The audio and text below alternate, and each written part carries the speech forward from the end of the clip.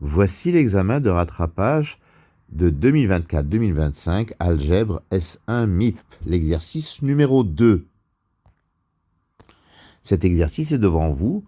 Nous avons A et B, deux parties d'un ensemble non vide, E.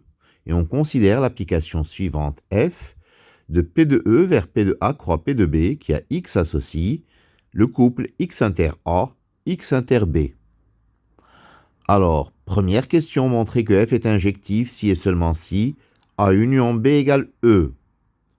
Deuxièmement, montrer que F est surjectif si et seulement si A inter B égale ensemble vide. Alors, F va de P de E vers P de A croix P de B, qui a X associe X inter A, X inter B. Montrons que F injective est équivalent à A union B égale E. De la gauche vers la droite, nous allons montrer que si F est injective, A union B vaut E. Alors on suppose F injective et nous allons montrer que l'union de A et de B, c'est E.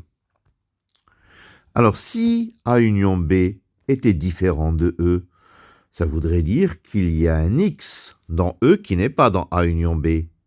Ça veut dire qu'il n'est ni dans A, ni dans B.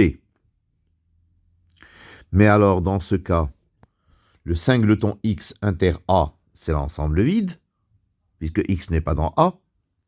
Et le singleton X inter B, c'est aussi l'ensemble vide, puisque X n'est pas non plus dans B. Alors, F de X, F du singleton X, c'est vide-vide.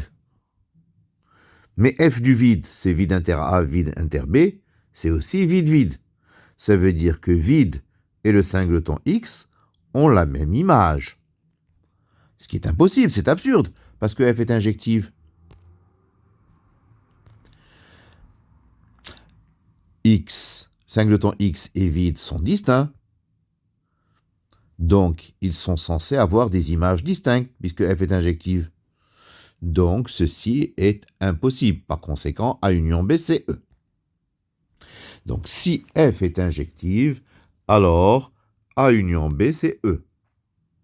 Dans l'autre sens, nous allons montrer que si A union B, c'est E, F est injective.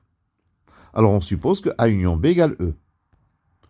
Donc, soit X et Y, deux sous-ensembles qui vérifient F de X égale F de Y.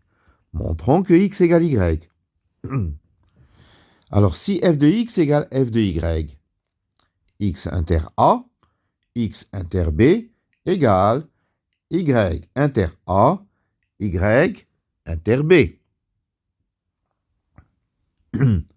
Donc, A inter X, c'est A inter Y, et B inter X, c'est B inter Y. De cela, on tire, en faisant la réunion, A inter X union B inter X est égal à A inter Y union B inter Y. Et par propriété de distributivité, ça nous donne que A union B inter X égale A union B inter Y. Mais A union B, c'est E. Donc, E inter X égale E inter Y. Donc, X égale Y, et F est donc injective. Ainsi, A union B égale E implique F est injective. Et par conséquent, nous avons l'équivalence A union B égale E équivaut à F injective. La deuxième question, montrant que F est surjective si et seulement si A inter B, c'est l'ensemble vide. Nous allons montrer que 1 implique 2. Supposons F surjective et montrons que A inter B égale l'ensemble vide. Alors par l'absurde, si on suppose que A inter B n'est pas l'ensemble vide, ça veut dire qu'il existe un X dans A inter B. Un X dans A et un X, il existe un X qui est à la fois dans A et dans B.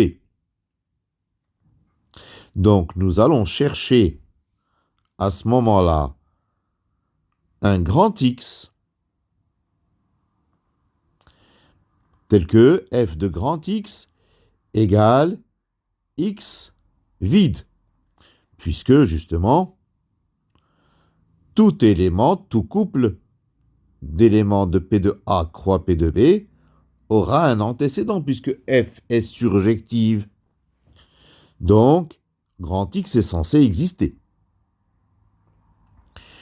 Si ceci est vrai, si f de x égale singleton petit x et ensemble vide, c'est que x inter A, c'est l'ensemble x, singleton x, et x inter B, l'ensemble vide. Donc, x appartient à la fois à A et à x, donc en particulier à x. Mais alors, x appartiendrait à la fois à x et à B, puisqu'il appartenait à A et à B.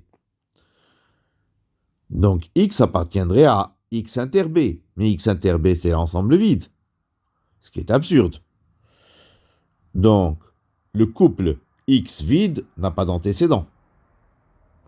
Ce qui contredit le fait que f est surjective.